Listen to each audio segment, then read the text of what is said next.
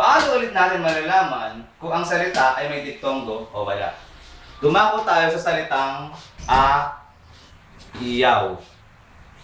Ang paraan o technique para malaman kung may diptonggo o wala, kailangan nating pantigin. Ayaw. Yaw. Nagkahiwala yung a at saka yaw. Nagkahiwala yung a at saka y. Hindi yan diptonggo. Pero yung aw ay nandito. Sa makatuwid, ang ayaw ay may diptonggong aw. Pangalawa, yo. Pantigin natin ng yo-yo. Yo.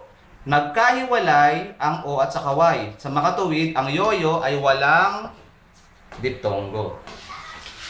Pangatlo, awit. Patigin natin yung awit. Awit.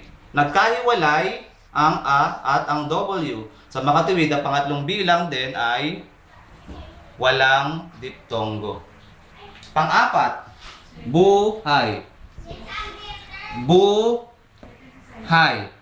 Magkatabi pa rin ang a at saka y. Sa makatuwid, ang buhay ay may diptonggong a at y. Pinakahuli, ayoko. Pantigin natin yung ayoko. Ayoko. Nagkahiwala yung a at saka y.